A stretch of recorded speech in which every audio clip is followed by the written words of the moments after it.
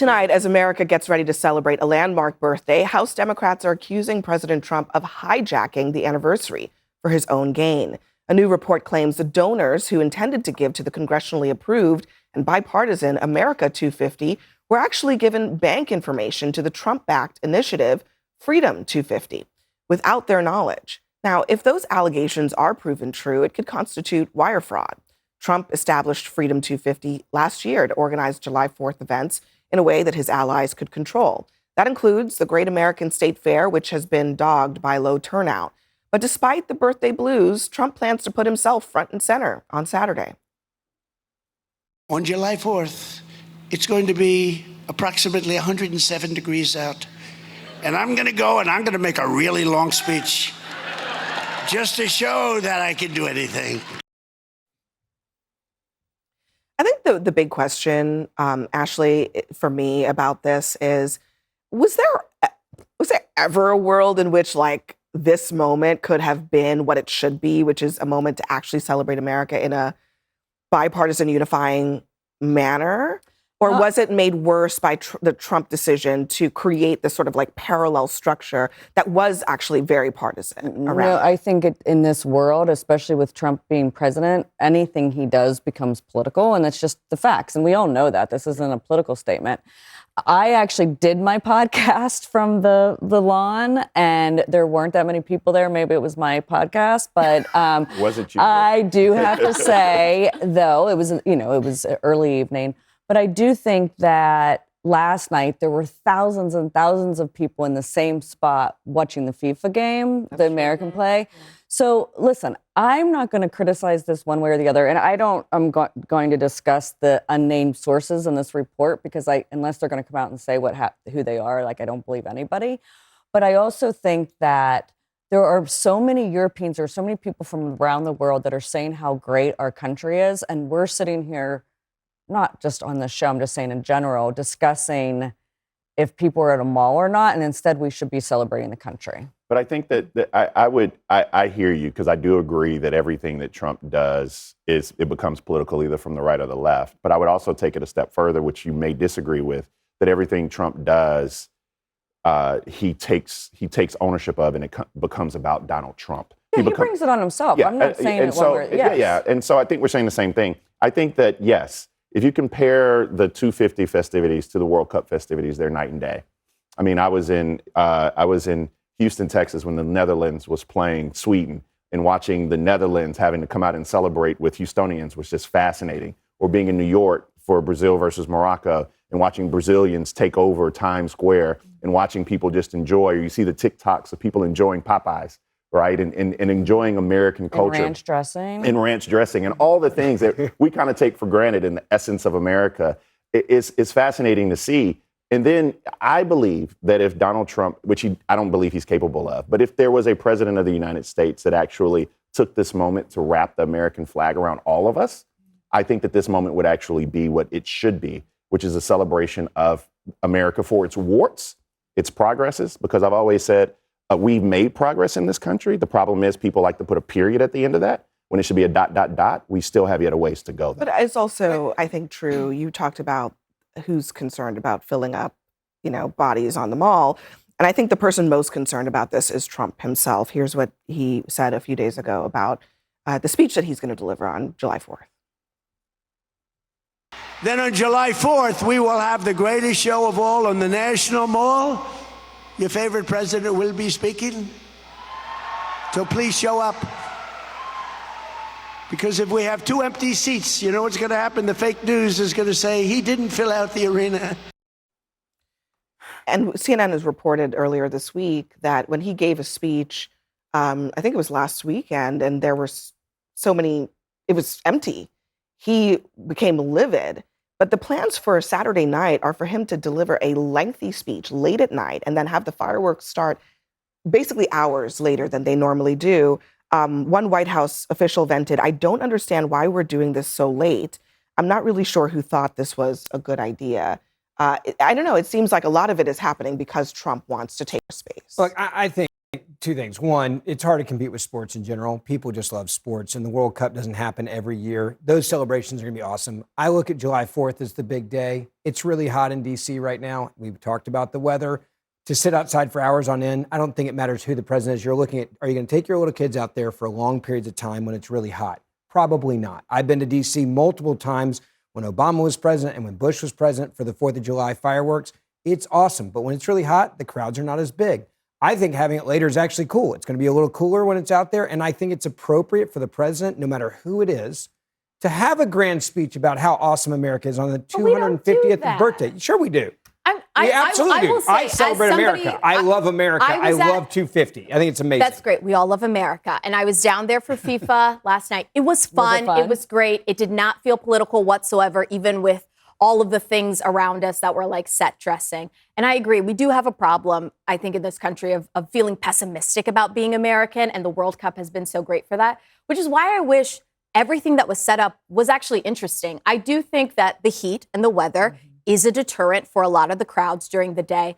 But I was out there, it's kind of boring, guys. Like, can we also talk about that? The content of what is provided on the mall. What would you have rather had, though? Well, we have all of the Smithsonian's along the mall. We have so many things that actually represent the 250th, and those could have been integrated into the whole program, right? I mean, look, let's be honest. I mean, the State Fair, the criticism of it is that it is Trump coded. Mm-hmm.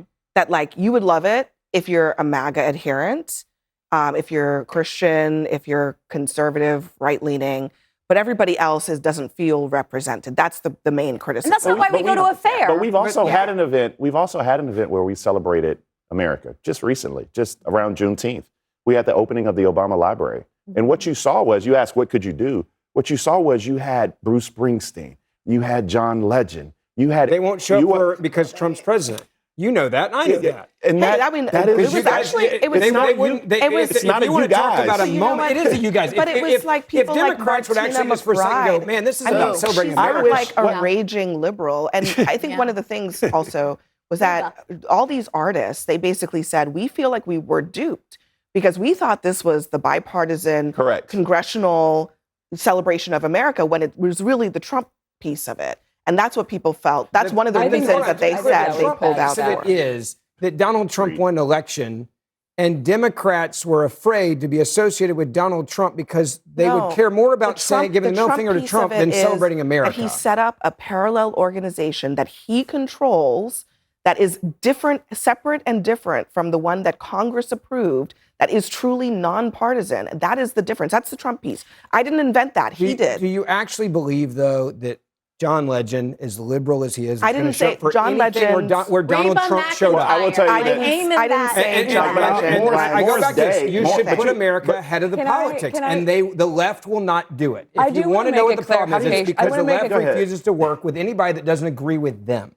I want to make a clarification on something, because going back to the podcast, I actually had 2 Democrats and 2 Republicans on it, and the Democrats that came on, one very, very left and one more middle of the road, they turned it into, wait, am I going to get in trouble from my side of the aisle? However, I'm just going to embrace the fact that I'm sitting in front of the United States Capitol right now and took it on. And they were great. They've gotten like great feedback. The wild part about it is not everything has to be political. Yeah. And then show up and sing. But that is probably the most insensitive, wildest thing I've heard. It sounds a lot like, what did Megyn Kelly say? Shut up and dribble? But the problem is, you want to celebrate America and you don't want to be partisan, then show up and celebrate America and not make it about yourself and Donald Trump's the president. But Ben, what we're trying like the Foo Fighters, show up. They're amazing. I love them. What we're trying to articulate to you is there are people, music and I will be there were people like Morris Day and the Time that agreed to show up for the event that was a nonpartisan event, and they were duped. And then the media started asking questions, and then they got nervous. And instead of saying, hey, I'm going to celebrate America, they're like, oh, this has Trump's name on it. I got to run away. But Ben, what we want you to do when you talk about celebrate America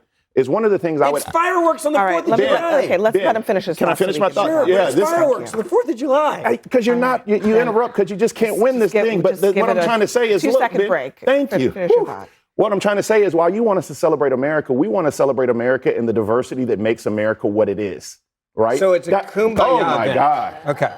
No, it's not a kumbaya Sounds thing. like it. It's a. Exclude Donald all right. Trump, and then Oh we'll my show God. up. If this was If a test, I said diversity. Foo Fighters and John Legend, show up. I said diversity, and if this he was a short test, circuited. I think, no, but it's I just, think it's been you failed. guys do this every All right, time guys. with Trump. This is what the president has deemed the Great American State Fair. But for a president who often fixates on crowd size, so far the fair on Washington's National Mall hasn't exactly lived up to the hype. I'm standing here on the National Mall, which is the site of President Trump's Great American State Fair. And as this is in place ahead of America's 250th anniversary that is coming up on July 4th, maybe nowhere better exemplifies how politics have been injected into so many of the events celebrating America's 250th.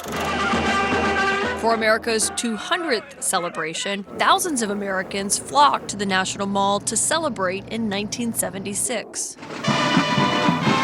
Planning for the 250th got underway nearly a decade ago, but perhaps no level of preparation could have predicted a president who would take the celebration into his own hands. When we had a rigged election, I was really angry about it. Then I realized if I win the next time, I pick up the Olympics, the World Cup, and the 250. And I said, you know what, Pam? I said, this is a good thing. In 2016, Congress created America 250, a bipartisan commission that began working on what was supposed to be an apolitical celebration. We were focused on, well, what does America 250 mean?